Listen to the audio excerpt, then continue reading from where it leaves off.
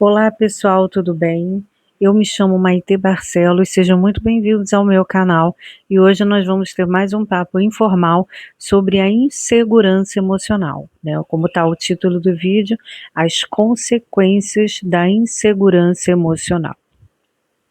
E são muitas, porque a insegurança emocional, ela prejudica demais a vida da pessoa insegura. Além dela isolar emocionalmente e fisicamente a pessoa insegura, ela faz a autossabotagem. A pessoa começa a se sabotar em todos os sentidos. Ela não permite também a aproximação do outro. Ela tem dificuldade de se expressar, de entender até os próprios sentimentos e está sempre se sentindo errada, incapaz. Dentro, né, da classificação, diferente da carência afetiva, que é um estado emocional, portanto ele oscila, e tem pessoas que acabam vivendo de forma carente a vida toda, até chegar a um ponto que ou ela busca por ela, enfim. A vida sempre leva os caminhos para a gente poder se trabalhar, evoluir e melhorar. Mas cabe a nós tomarmos essa decisão por nós mesmos, né? Chega, basta, eu não aguento mais ser assim. Quando o sofrimento ficar insuportável, aí tem a chance de mudar. Que é no caso das pessoas com carência afetiva, elas vão tendo tantos relacionamentos ruins, tantos relacionamentos tóxicos, porque elas mesmas são tóxicas para elas mesmas, porque elas vivem como um parasita, né? Elas precisam do outro, então elas se acoplam no outro, tudo tem que ter o outro, a necessidade do outro, que é a carência afetiva, que é o diferente da insegurança emocional. Então, a pessoa que tem a carência afetiva, ela vai sofrer tanto, com tantos relacionamentos tóxicos na vida dela, que vai chegar uma hora que ela vai ver que o problema está nela. No problema nela, no sentido de, se ela continuar se rejeitando e não se amando, achando que ela precisa do outro para existir, para ser amada ou para qualquer outra coisa, ela vai ela vai buscar ajuda, ela vai ver que ela vai reconhecer isso. Diferente da insegurança emocional, que a insegurança emocional é um sentimento profundo de inadequação. A pessoa se sente inadequada, ela não se sente capaz. É uma insegurança, ela não sente capaz de poder realizar algo, né, de ter a vida dela, de ser capaz de fazer o próprio dinheiro, de fazer as coisas, de qualquer exercer qualquer função na vida, vamos dizer assim. Então, é um sentimento de inadequação, uma incerteza que mina a autoconfiança, fazendo com que a pessoa se sinta incapaz ou inferior, aquele famoso complexo de inferioridade, né? Então, você está sempre ali se sentindo, como daquele ditado, né? O cocô do cavalo do bandido. E vive numa comparação constante. Só que a comparação é que você sempre é o pior. E a comparação, ela é autodestrutiva em todos os sentidos. Na verdade, você precisa se comparar com quem você foi no passado. Se você está melhor ou se você está pior. Essa é a melhor comparação. Esse é o parâmetro que a gente tem que ter na nossa vida. É com a gente mesmo. E nunca com o outro. O outro a gente pode admirar, olhar, olha só essa pessoa assim, o que ela tem ali que ela fez, que ela conseguiu, né, naquilo que você também gostaria de ter, né, de ter na vida. E tudo que a gente olha e admira no outro, tem na gente também. É a gente que não soube ainda usar, né, a gente ainda não soube encontrar isso dentro da gente, principalmente quando a gente tem essa nuvem de pensamentos autodestrutivos, né.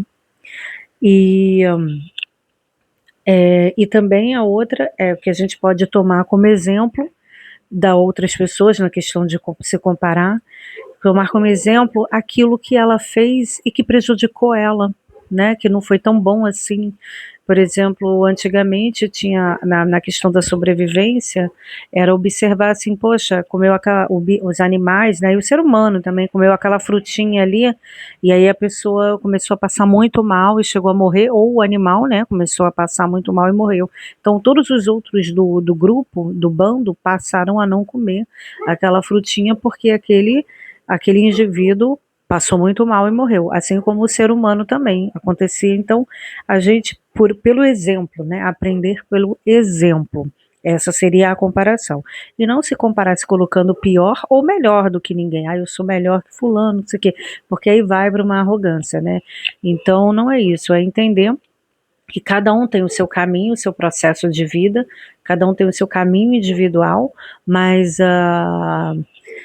a interconexão, né, faz a força, a gente se une, se ajuda para sermos melhores, mas respeitando a nossa própria individualidade de ser, que é a nossa autenticidade, a natureza de ser, onde estão os nossos, a nossa diferença, né, dentro desse mosaico todo que é a vida, cada um tem a sua como é que se diz, o seu valor a agregar, né? Não somos únicos na nossa essência. E tem isso, eu estou falando isso porque como eu fiz um vídeo sobre a autoestima, que lá eu abordava, acabou que ficou longo, eu tentei fazer um vídeo curto, eu não consegui, mas porque é um assunto muito profundo, a autoestima ela não é a autoestima, é isso e aquilo, não. A autoestima ela é um conjunto de fatores que a gente precisa ter em equilíbrio na nossa vida. E o primeiro pilar é o autoconhecimento e o amor próprio. Sem esses dois, assim, todos os outros pilares, eles não conseguem evoluir, eles não conseguem caminhar, porque eles são fundamentais, eles são essenciais, é o autoconhecimento e o amor próprio, e através deles os outros irão vindo, né? Porque é a capacidade de reconhecer. Então, se eu não me amo, eu não tenho como enxergar eu não tenho como enxergar outras coisas. Eu não tenho como me reconhecer, porque esse amor próprio é que vai fazer com que eu busque a vida por mim mesmo, porque eu vou fazer por mim, porque ninguém vai fazer, gente. E aquela coisa, as pessoas não estão nem aí pra gente, não no sentido ruim, as pessoas estão preocupadas em viver a vida delas, em serem felizes, em suprir as próprias necessidades, né? E isso não é errado, mas assim, claro que a empatia a gente precisa ter, todos nós aqui vamos nos ajudar, mas eu não posso ajudar ninguém se eu não me ajudar, né? Não, não é assim que funciona. Tem até mesmo, né, aquela frase de Jesus que é muito boa, que não dê o peixe, ensine a pessoa a pescar. E o que que significa isso? Ensine a pessoa a ser independente, ter autonomia na própria vida, nas próprias escolhas, que ela possa fazer por ela, que ela não fique mendigando e dependendo dos outros. É isso que Jesus quis dizer com essa frase.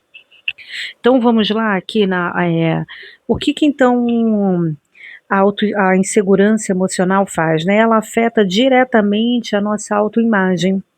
Óbvio, né? Ela afeta diretamente os nossos relacionamentos, o nosso trabalho, e geralmente gerando um medo excessivo. Qual é o maior medo de uma pessoa insegura? Ser rejeitado, ser abandonado, ser criticado, né? E de falhar, de se frustrar, né? E falhar. E, gente, é aquilo, né? A vida a gente tem que fazer para aprender. Se a gente não faz, a gente não aprende, né? Não tem, a gente descobre várias formas de como não fazer aquilo, até a gente descobrir a forma certa de fazer, né? Então a vida é isso, a vida é a natureza assim, tentativa e erro, aí vai indo, vai dando certo, vai misturando, vai fazendo, e vai a receita, quando a gente vai fazer uma receita, vai seguir até chegar ali naquela, vamos dizer assim, na perfeição que a gente gostaria que fosse, tá perfeito, tá delícia. Tem que fazer para ser, a gente só aprende fazendo. É igual vai fazer a aula teórica da autoescola, você não aprendeu a dirigir? Você só aprende a dirigir quando você pega o carro e vai dirigir. E você vai ter um processo para dirigir, não é pegou, já tô pronto e sai. Não, vai errar muito, vai fazer muita besteira. E até que vai chegar um momento que aquilo vai ser automático, você Você vai dirigir e não vai nem perceber que você tem que ficar ali, né, na teoria. A teoria não vai funcionar.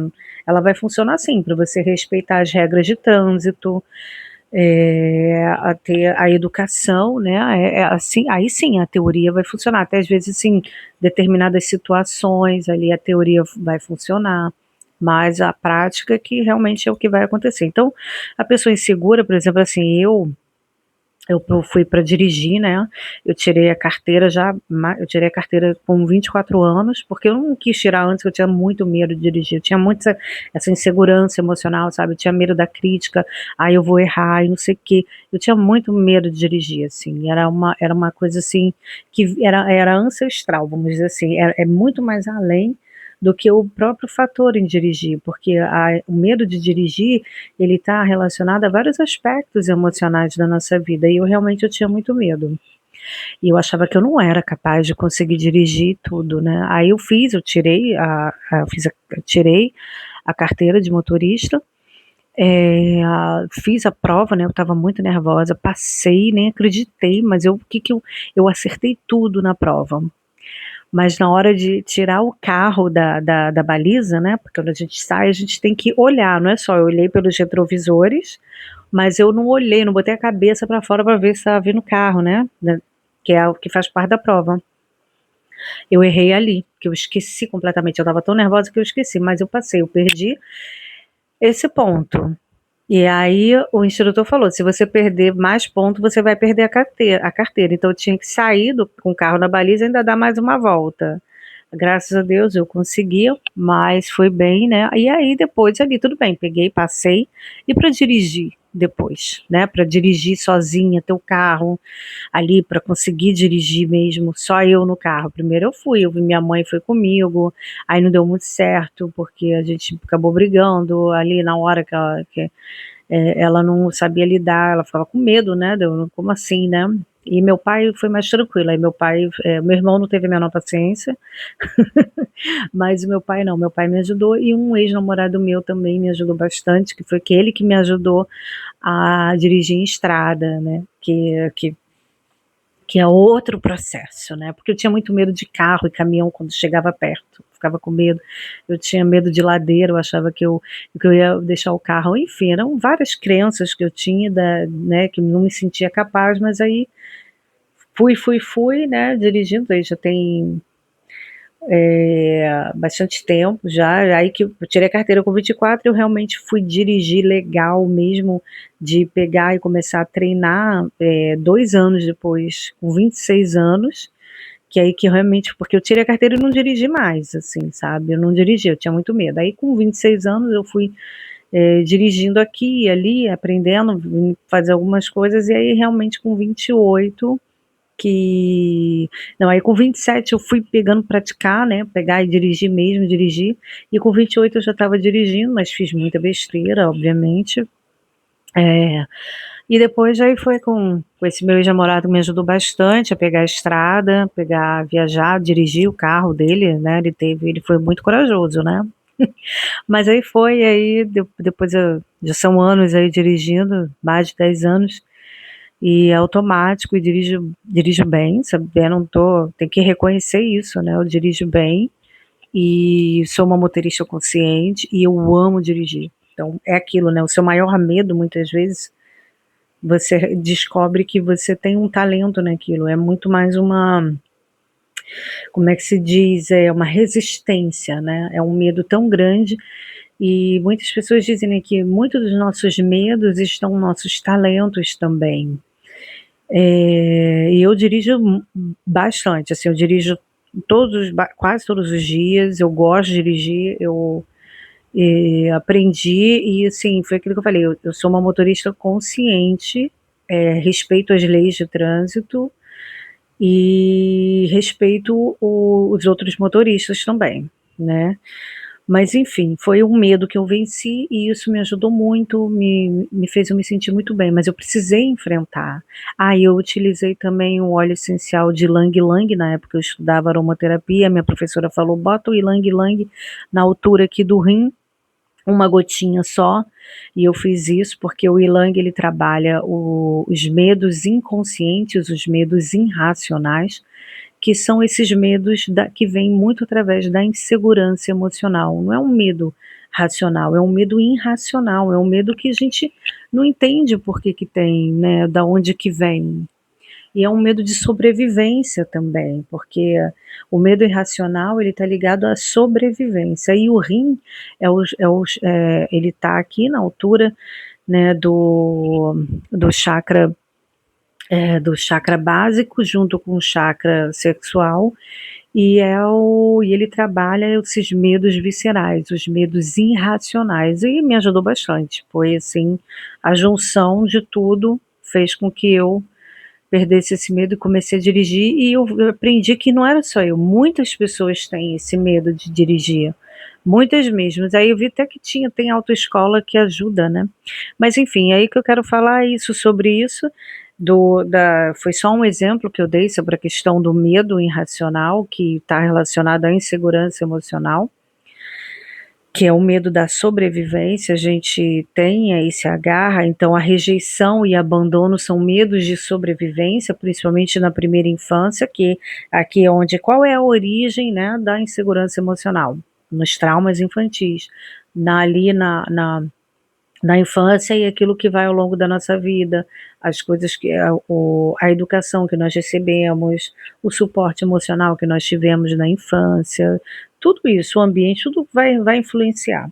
Mas a origem sempre é a partir da primeira infância, e ali ao longo da vida, coisas que vão ter o gatilho e vão trazer à tona, né, a partir também de crenças limitantes que se formam ao longo da vida também, né,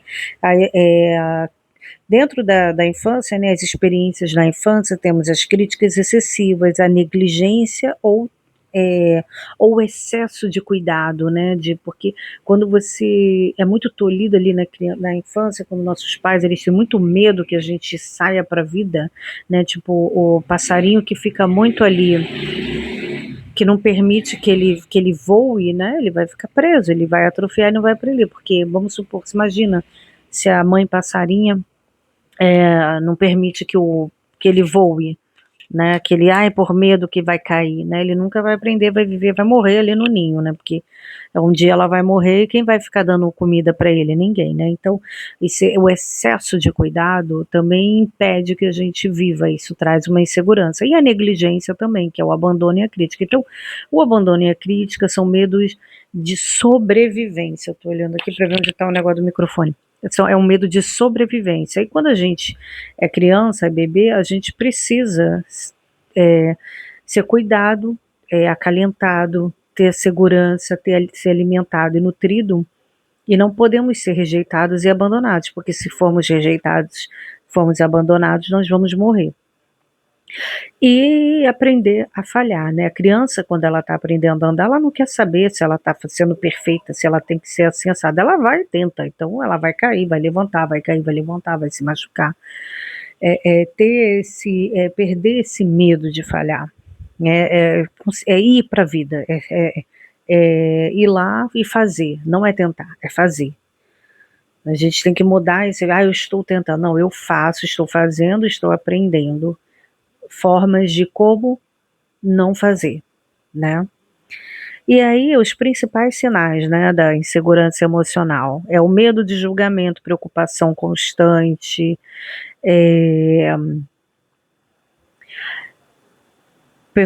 preocupação constante com o que os outros pensam, levando à necessidade excessiva de agradar. Então você fica subserviente, você acha, da mesma forma que a carência afetiva faz a pessoa também ficar subserviente, porque na carência afetiva você tem ali uma dose de insegurança emocional, entendeu?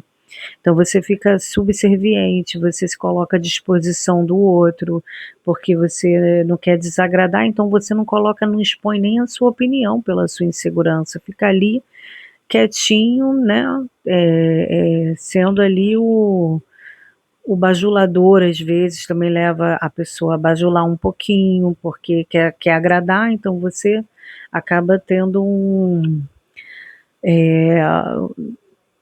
uma forma, né, falsa de viver, né, porque aquilo não é você, não é, você tem tanto medo de mostrar a sua verdade, quem você é para o outro, achando que o outro não vai te aceitar, né.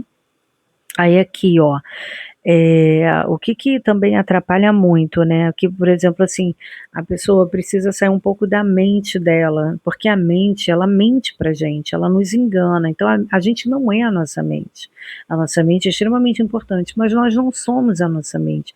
Muitas vezes muitos pensamentos não são nem nossos, eles vêm desse acúmulo de informação, desses, aí mistura com esses medos irracionais e essa aí a autoestima baixa, a insegurança, e a gente começa a nutrir e alimentar pensamentos irreais. Então, aí você fica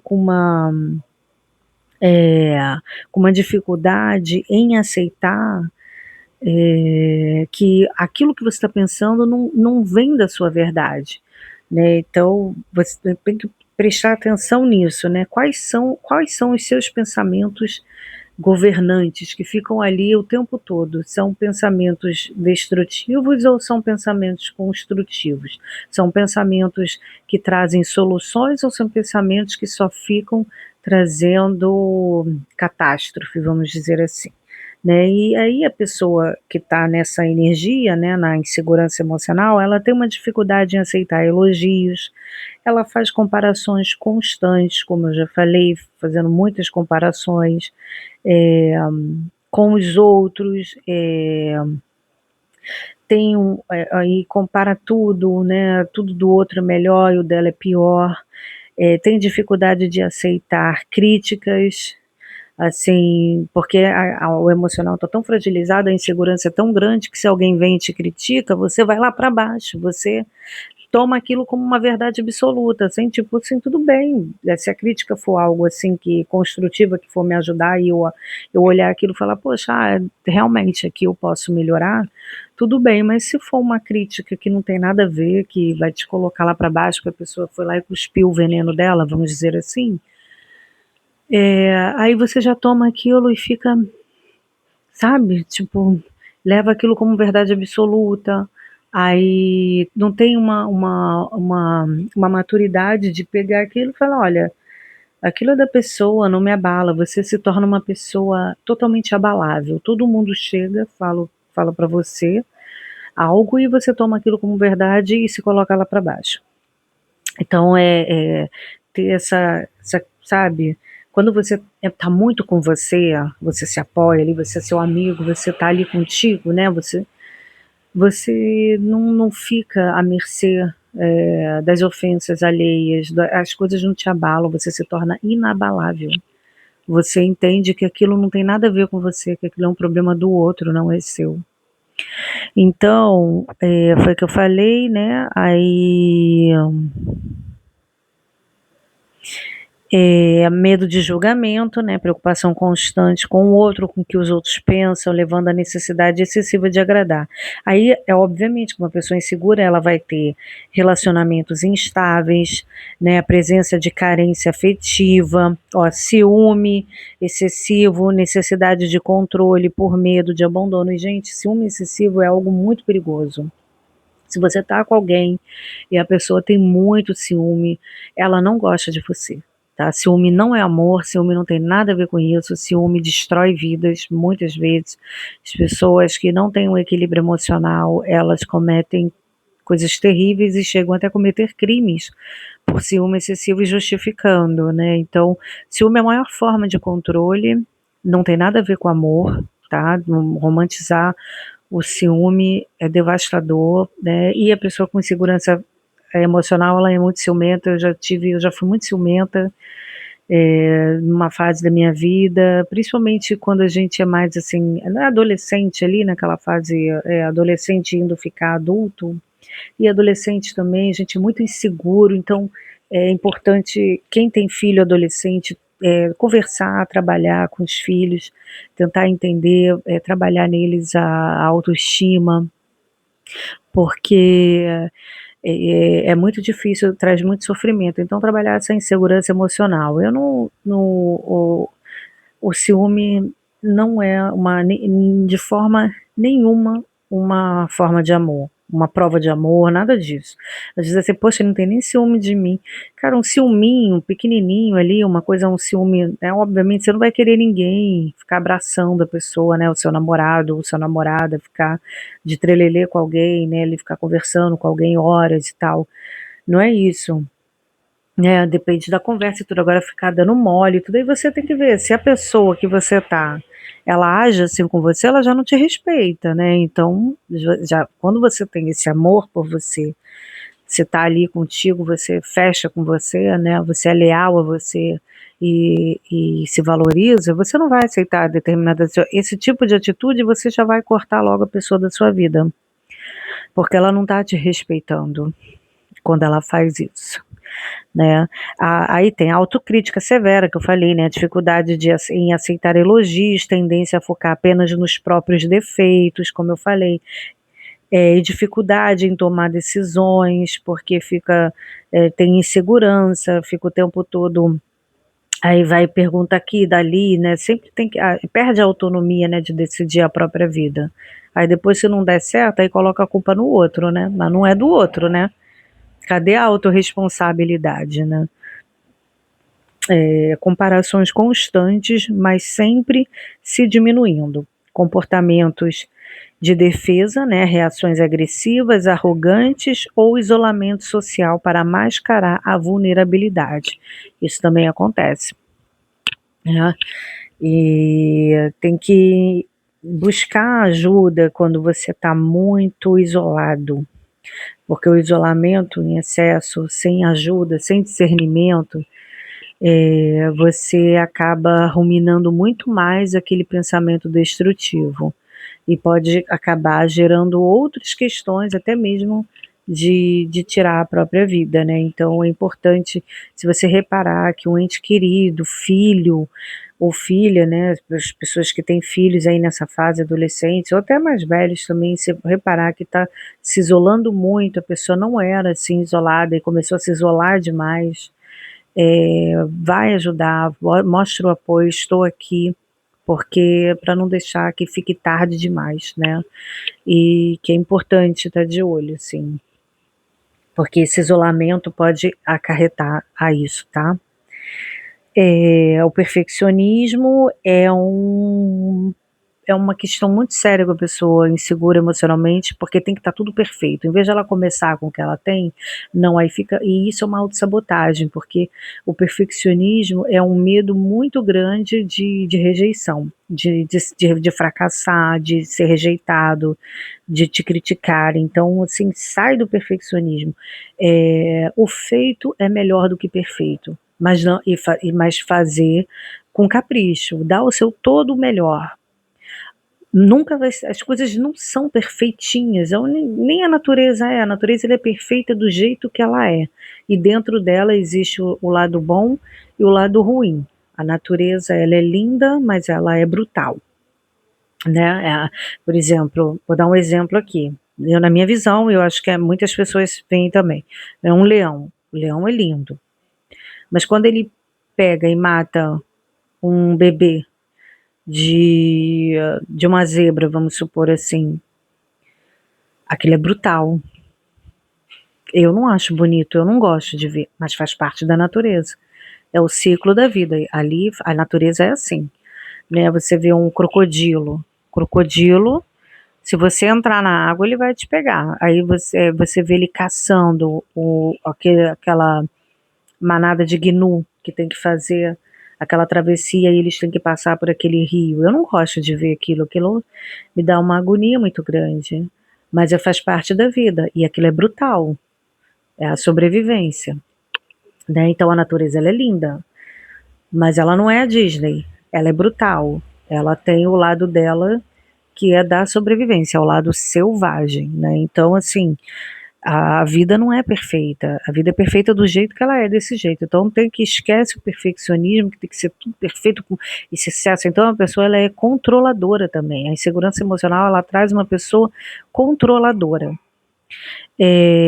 Pensamentos constantes que não é bom o suficiente, que não é amado, ou que é inútil, né, que se sente inadequado, não se sente bonito, bonita, é o complexo de inferioridade que eu já tinha falado lá no início, dúvida constante de si mesmo, se sente incapaz, evitando desafios por medo de falhar ou de ser julgado, evitando frustrações, a origem aqui eu já falei, aí também, por exemplo, assim, coisas que começam também a acarretar insegurança emocional, né, que as experiências ao longo da vida que vai sendo gatilho, né, que é as relações passadas, traições, términos dolorosos, abusos que abalaram a capacidade de confiar no outro, aí tem a pressão social, exposição a padrões de beleza e comportamentos irreais que geram frustrações, né? Então,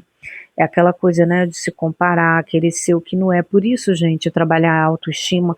Se você não viu, vai lá, corre lá, vê o vídeo que eu fiz da autoestima, que eu consegui, tipo, tentei, né, compactar, porque como é muito abrangente, e assim, ver aquele vídeo, mas busca aprender, né, se você quer ver mais profundo ainda as explicações de várias vertentes, principalmente a da questão da criança interior, que eu falei lá da autoestima, tem várias pessoas aí no YouTube que falam sobre esses aspectos. Eu vou deixar aqui na descrição do vídeo o nome, mas eu gosto muito do Consciência Sistêmica, que aborda e aborda de uma maneira bem completa. Tem o William Sanches também, tem aquele rapaz, o Rafael Grata, que é muito bom também, o que ele aborda.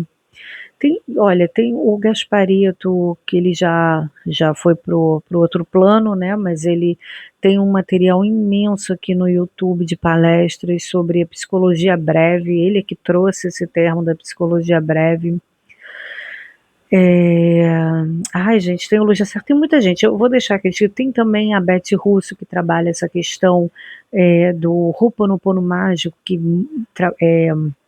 limpa nossas crenças, emoções e traumas, vai limpando, vai deixando a gente mais leve, sem ficar sisudo, sair daquela coisa do orgulho, da raiva, de nutrir a raiva do outro, porque quando a gente perdoa a situação que aconteceu, perdoar o outro não significa que você tem que conviver e voltar a ser o que era, ou tem que ficar convivendo com quem te faz mal.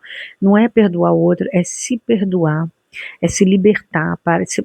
O perdão, ele faz você parar de tomar aquele veneno, faz você parar de ficar botando a mão na brasa, sabe?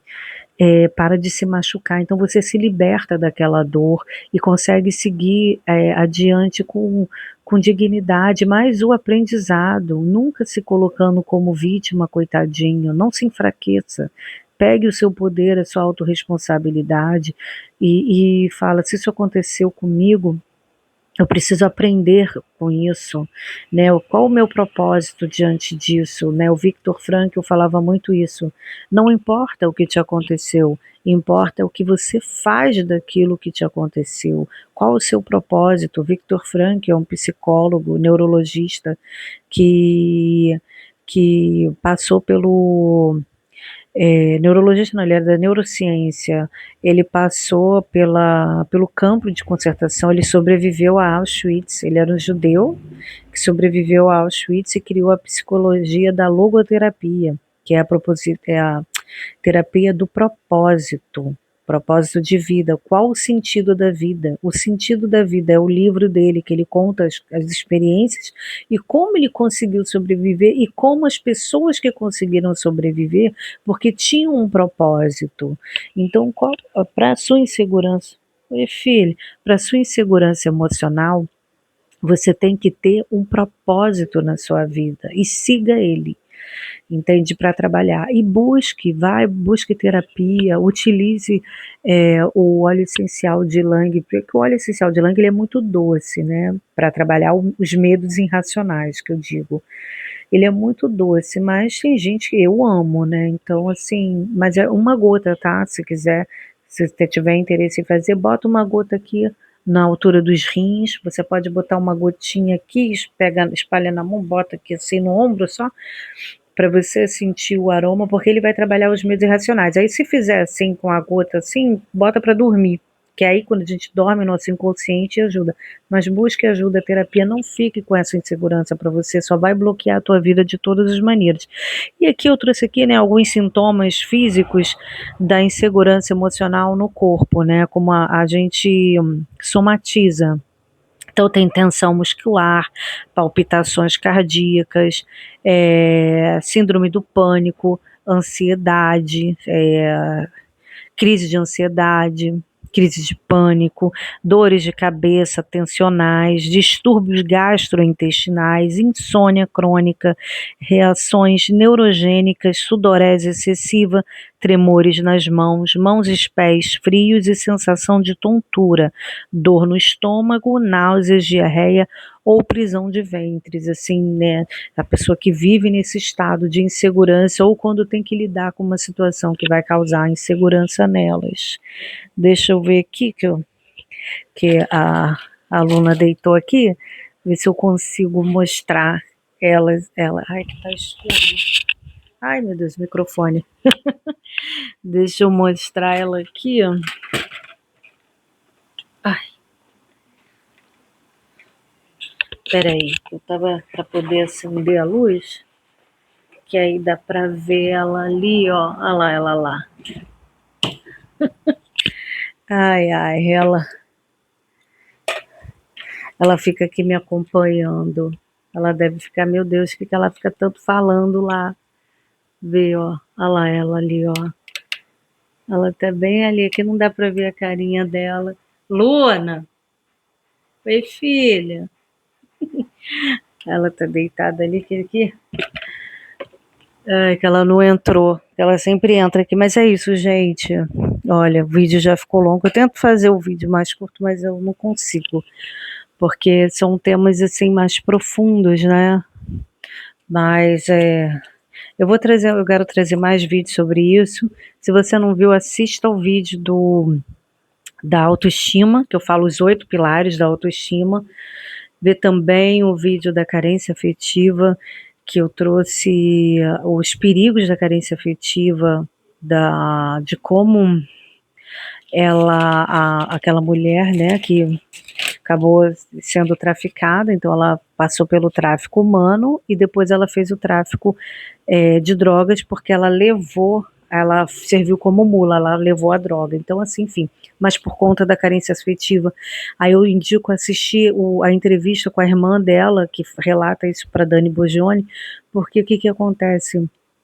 Todo o processo de aliciamento dessa menina, desse homem. Então, tem muitas mulheres aí na internet falando com vários homens que são aliciadores e eles têm um trabalho muito forte em manipular, eles são profissionais nisso, então por isso que a insegurança emocional, a saúde mental, ela é muito importante, a saúde emocional, porque a gente fica imune a essas pessoas, porque a gente se ama, então a gente vai se preservar e se valorizar e não vai entrar nessa, a gente não vai nem se conectar com esse tipo de pessoas, né? E tem uma forma que para superar a insegurança emocional exige muita paciência e é um processo, entender que é um processo e precisa do autoconhecimento, precisa trabalhar o amor próprio e dentro disso tudo a autoestima saudável, né, mudar o foco da autocrítica,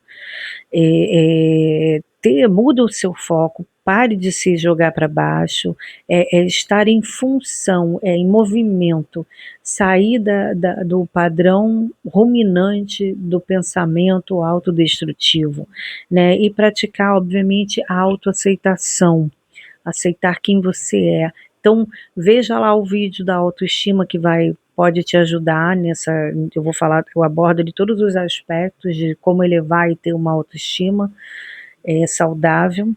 E sempre bato nessa tecla, busque terapia, vai estudar sobre isso, tem um conteúdo imenso aí no YouTube de graça, com pessoas incríveis e profissionais de ponta, que trazem conteúdos de graça que ajudam bastante. E se você puder investir, invista em você, vá fazer algo por você, que te dê prazer, que não é esse prazer mundano que o pessoal está na moda falar aí, dopaminérgico, né, que a gente fica nessa busca, não.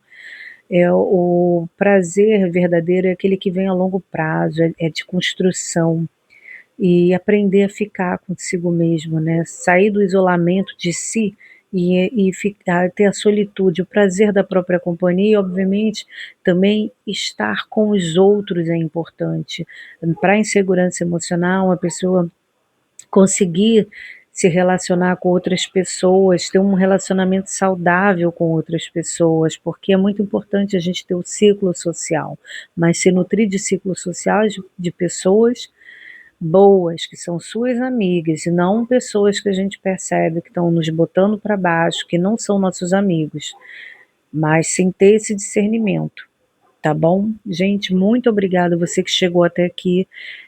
Fique com um grande abraço e até o próximo vídeo. Se você gostou, óbvio, por favor, se puder, compartilhe se você acha que esse conteúdo vai ajudar alguém que esteja precisando ouvir esse vídeo. Dê o like se você gostou, isso ajuda muito o meu canal a crescer, que eu tô bem no iniciozinho, tá bom? Mas é isso, muito obrigada, hein?